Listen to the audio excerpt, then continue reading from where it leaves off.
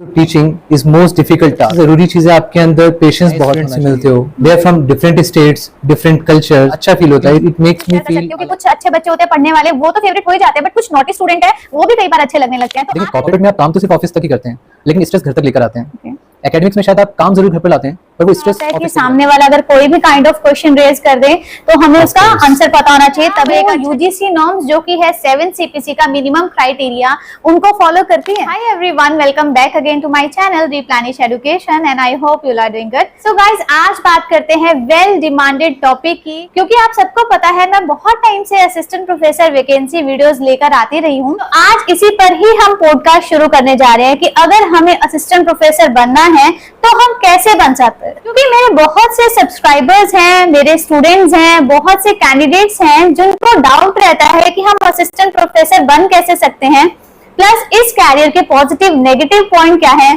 Plus अगर आपको ये डिफरेंस ही नहीं पता कि प्रोफेसर कौन होते हैं, असिस्टेंट प्रोफेसर कौन होते हैं और एसोसिएट प्रोफेसर कौन होते हैं, तो आप इसको कैरियर भी नहीं बना सकते, राइट। क्योंकि इनके बीच का डिफरेंस जानना भी बहुत जरूरी है।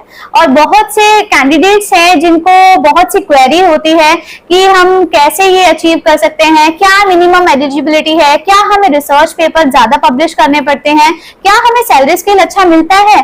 तो बहुत से डाउट्स है जो आज हम हमारे पॉडकास्ट में क्लियर करेंगे कि हम सब बचपन से जब हम स्कूल जाते हैं, स्कूल जाकर हम अपने टीचर्स को देखते हैं और बहुत से बच्चे ऐसे होते हैं जो टीचर बनना चाहते हैं।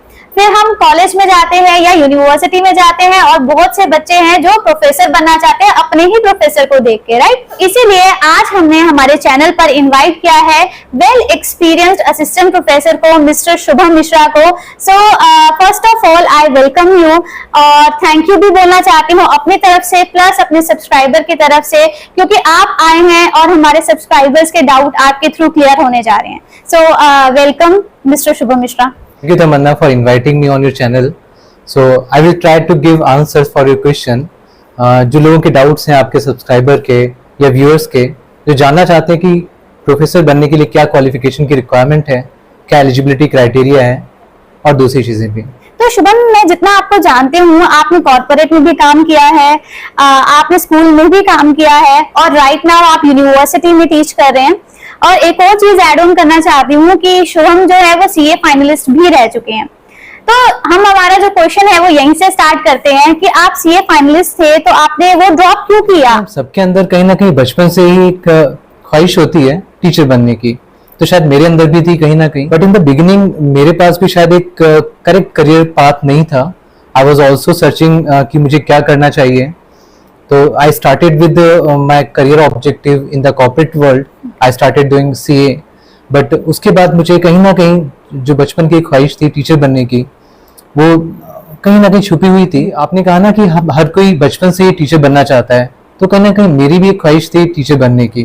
बट स्टार्टिंग में मैं शायद कॉर्पोरेट वर्ल्ड के लिए गया, कुछ टाइम कॉर्पोरेट में जॉब की, बट उसके बाद मुझे लगा कि नहीं, that is not my cup of T.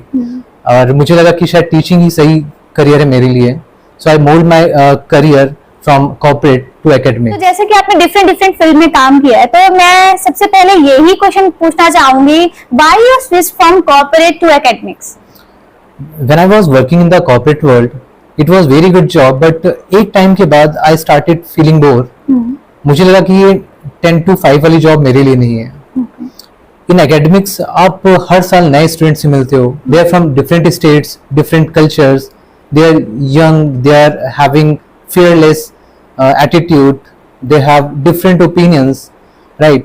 So जिनके साथ मिलकर हमेशा मुझे बहुत अच्छा फील होता है। It makes me feel alive, right? But मैं काम करते करते शायद एक टाइम के बाद मैं बोर होना शुरू हो गया। 10 to 5 फाइल्स, वही काम, रूटीन वर्क। बट जब मैंने पढ़ाना शुरू किया तो मुझे ऐसा लगा कि हर बार मैं नए स्टूडेंट से मिल रहा हूँ, of course, right? They are from different states, different culture, and it make me feel alive. So every time when I teach students, so I just go in the classes and I meet the student. तो ये जो experience मेरे साथ रहा ना, ये corporate में मुझे कभी नहीं मिला। In the corporate world, no doubt, बहुत अच्छी opportunities होती हैं, workload भी होता है, stress भी होता है, but in the academics, I always feel better from as compared to the corporate world. But आप जैसे देखें कि आज के टाइम में एकेडमिक्स में भी नॉन टीचिंग वर्क भी एड ऑन हो गया, राइट। टीचिंग के साथ साथ वो नॉन टीचिंग वर्क भी इतना ज्यादा देने लगे कि हमारा जो बहुत सारी एनर्जी है वहीं पे कंज्यूम होने लग गई है। तो आप देखो कि आपको कॉर्पोरेट से आपने एकेडमिक में तो स्विच किया, बट वैसा ही नॉन टीचिंग वर्क वहाँ यहाँ भी आपको मिल रहा है, तो आप इसमें कैसा फेस कर रहे हैं इसको? देखिए, कॉर्पोरेट में आप काम तो सिर्फ ऑफिस तक ही करते हैं, लेकिन स्ट्रेस घर तक लेकर आते हैं। Okay. एकेडमिक्स में शायद आप काम जरूर घर पर लाते हैं, पर वो स्ट्रेस ऑफिस तक ही रहता है। The difference, काम और stress both are different. So next question मैं आपसे पूछना चाहूंगी, what kind of difficulties you have faced after switching from corporate to academics? देखिए, कॉर्पोरेट वर्ल्ड का वर्क कल्चर बहुत अलग होता है एकेडमिक्स से, पे स्केल भी बहुत अलग होता है। Yes. In academics you will not get good remuneration as compared to the corporate.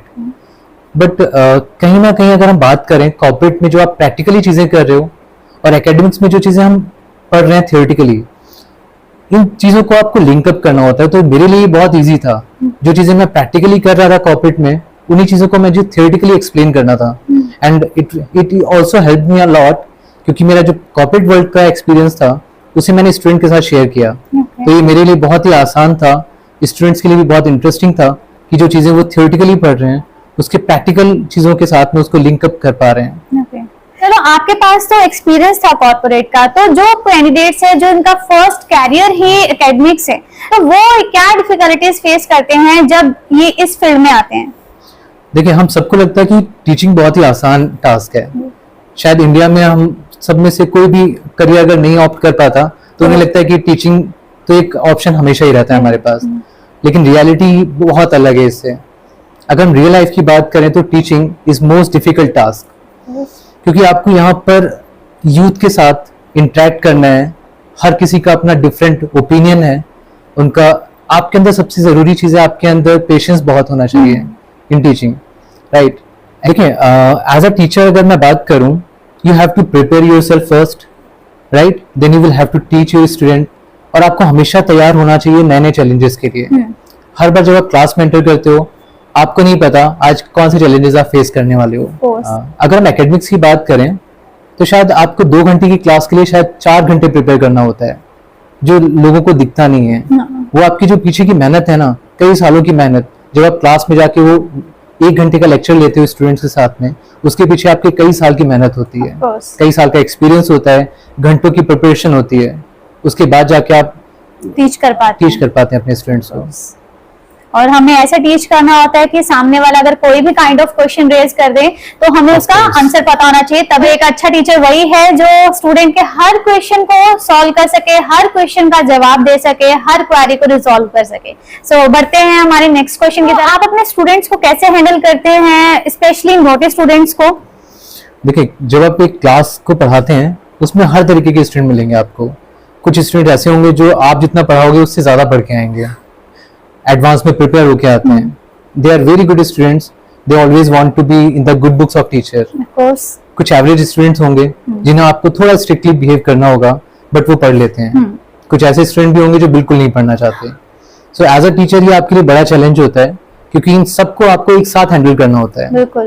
तो एज अ टीचर आप बैलेंस कैसे मेंटेन करते हैं? मान लो कोई स्टूडेंट है, बहुत अच्छा बच्चा है पढ़ने में, ऑफ कोर्स कई बार वो हमारा फेवरेट हो जाता है, क्योंकि मेरा भी टीचिंग प्रोफेशन ही रहा है। मैं भी अपना पॉइंट ऑफ व्यू शेयर कर सकती हूँ कि कुछ अच्छे बच्चे होते हैं पढ़ने वाले, वो तो फेवरेट हो ही जाते हैं, बट कुछ नॉटी स्टूडेंट है वो भी कई बार अच्छे लगने लगते हैं। तो आप कैसे बैलेंस मेंटेन करते हैं? देखिए, मैं हमेशा स्टूडेंट के साथ, अगर मैं अपना पर्सनल एक्सपीरियंस शेयर करूं तो मेरे स्टूडेंट भी शायद जो इस पॉडकास्ट को देखेंगे एग्री करेंगे इस बात से कि मेरा क्लास में उनके साथ बिहेवियर और क्लास के बाहर बिहेवियर दोनों बहुत डिफरेंट होते हैं। When I'm in the class, I'm very disciplined, right? I always want कि मेरे सारे स्टूडेंट अच्छे से पढ़ें। कई स्टूडेंट्स हैं जो नहीं पढ़ना चाहते हैं उनको स्ट्रिक्टली भी कई बार बिहेव करना पड़ता है उनके साथ, बट कहीं ना कहीं उनके लिए जरूरी है। एज अ टीचर हम कभी नहीं चाहते, अपार्ट फ्रॉम योर पेरेंट्स, एक टीचर ही होता है जो आपके सक्सेस के लिए हमेशा एफर्ट्स करता है और हमेशा खुश होता है आपकी सक्सेस को देखकर। तो लेकिन हाँ, क्लास के बाद मैं अपने स्टूडेंट्स के साथ एज अ फ्रेंड बिहेव करता हूँ, क्योंकि as a mentor, as a friend आप उनको अच्छे से समझ पाते हो। तो एक टीचर के लिए सिर्फ पढ़ाना ही जरूरी नहीं होता, अपने स्टूडेंट्स को समझना भी बहुत जरूरी है।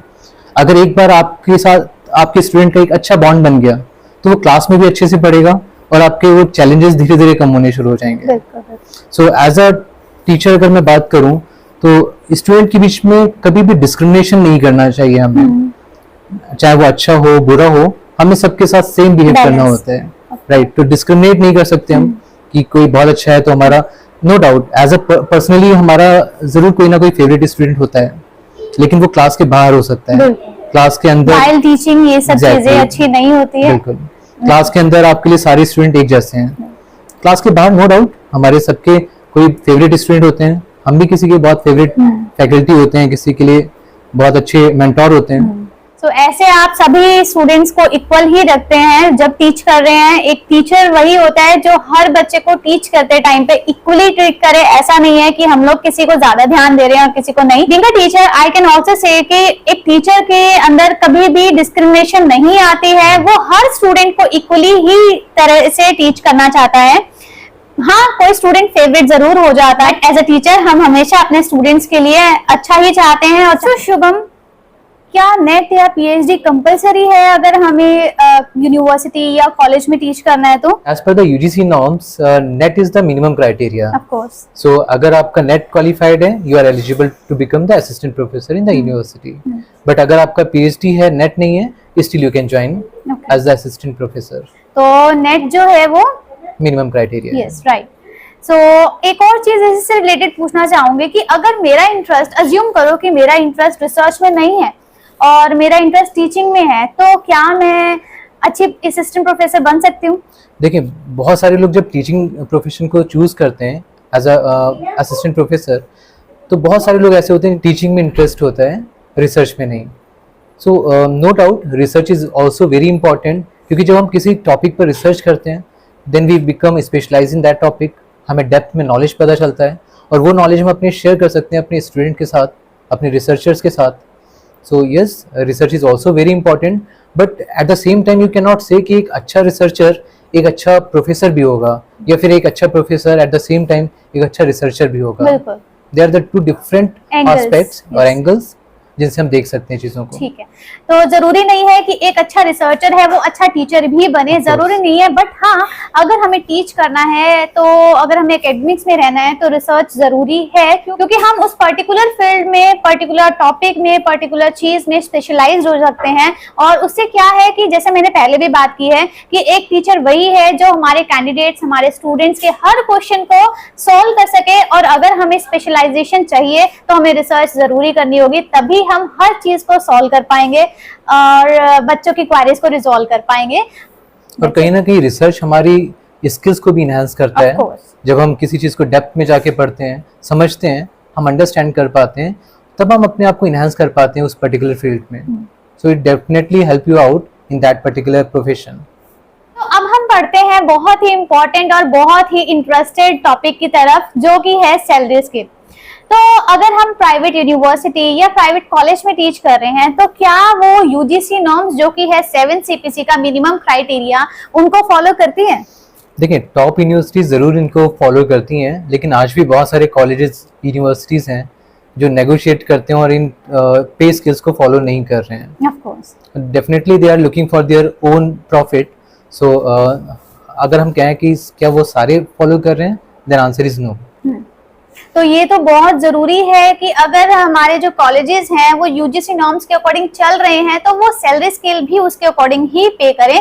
क्योंकि मेरा खुद का एक्सपीरियंस रहा है, जब मैंने स्टार्ट किया था एक कॉलेज से, तो वो उस कॉलेज में क्या था कि हम एक पर्टिकुलर सेशन तक ही टीच करते थे और आफ्टर दैट 3 मंथ के लिए हम लोग फ्री हो जाते थे, जो कि हमारा इवन सेमेस्टर के बाद जो हमारा सेशन होता है उसके टाइम पर हम फ्री हो जाते थे। और वो भी यूजीसी नॉर्म्स के क्राइटेरिया को फॉलो नहीं करता, अगर हम सैलरी की बात कर रहे हैं तो। और बट अब हम जिस यूनिवर्सिटी में टीच कर रहे हैं, तो वहां पर काफी अच्छा सैलरी स्केल दे रहे हैं। जैसा कि आपने बताया, बहुत सारी प्राइवेट यूनिवर्सिटी या कॉलेजेस हैं जो कि यूजीसी नॉर्म्स को नहीं फॉलो करती हैं अगर सैलरी देने की बात आती है तो। बट कुछ यूनिवर्सिटीज ऐसे भी हैं जो सैलरी स्केल काफी अच्छा ऑफर करती हैं और एक्सपीरियंस्ड कैंडिडेट्स को काफी अच्छा पे करने के लिए भी तैयार होते हैं। और हम यहाँ सिर्फ प्राइवेट की ही क्यों बात कर रहे हैं, तो अगर आप डिग्री कॉलेजेस की बात करें या जो हमारी पब्लिक यूनिवर्सिटीज है, सेंट्रल यूनिवर्सिटीज हैं, स्टेट यूनिवर्सिटीज हैं, ऑफकोर्स वहां तो 7 सीपीसी के अकॉर्डिंग ही फॉलो किया जाता है, राइट? Right. तो जैसा कि अगर हमारे कैंडिडेट्स को पब्लिक यूनिवर्सिटी में जॉब चाहिए या स्टेट यूनिवर्सिटी या सेंट्रल यूनिवर्सिटी में जॉब चाहिए, तो वो कैसे जा सकते हैं उस यूनिवर्सिटी में? देखिए, जैसे कि आप अपने चैनल पे ऑलरेडी कई बार पोस्ट करते रहते हैं वैकेंसीज के बारे में, कैंडिडेट वहाँ से फॉर्म फिल कर सकते हैं। यूनिवर्सिटीज का क्राइटेरिया होता है कि वो डायरेक्टली इंटरव्यू बेस पर सिलेक्शन करते हैं, तो they can fill the form और डायरेक्टली अपने इंटरव्यू के बेस पर सिलेक्शन हो सकता है। और जो कुछ डिग्री कॉलेजेस होते हैं जो पब्लिक सर्विस कमीशन के अंदर आते हैं, वहाँ पर ज्वाइनिंग कुछ रिटन एग्जाम्स भी होते हैं, उसके बाद इंटरव्यू के बेस पर आपका सिलेक्शन होता है। तो आज मैं दोबारा से एक चीज क्लियर करना चाहती हूँ इस पॉडकास्ट के थ्रू कि अगर आपको पब्लिक सर्विस कमीशन के थ्रू जो डिग्री कॉलेजेस की वैकेंसीज निकलती है, वहां पर मोस्टली हमारी ज्वाइनिंग जो है वो एग्जामिनेशन और उसके बाद इंटरव्यू के बाद होती है।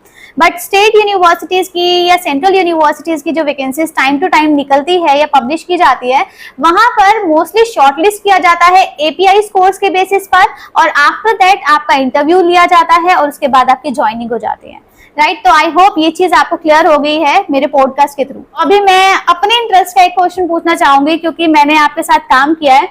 तो अगर हम एक पर्टिकुलर जगह पर काम कर रहे हैं, ऑफ कोर्स एक यूनिवर्सिटी, कॉलेज या एकेडमिक डिपार्टमेंट में, तो वहाँ के कलीग आपके लिए कितने इंपॉर्टेंट होते हैं? देखिए, मैं पर्सनली बिलीव करता हूँ कि जहाँ पर आप काम करते हो, वर्क प्लेस पर आपके जो कोलिग्स हैं, कहीं ना कहीं आप उनके साथ अपनी फैमिली से ज़्यादा टाइम स्पेंड कर रहे हो, राइट? आप अपनी लाइफ का एक इम्पॉर्टेंट फेज, एक इम्पॉर्टेंट टाइम अपने कोलिग्स के साथ शेयर कर रहे हो। इम्पॉर्टेंट है कि आपके कोलिग्स कैसे हैं, क्योंकि अगर आपका वर्क प्लेस अच्छा है, वहाँ का एनवायरनमेंट अच्छा है, तो वही चीज़ आपके लिए बहुत आसान हो जाएगी।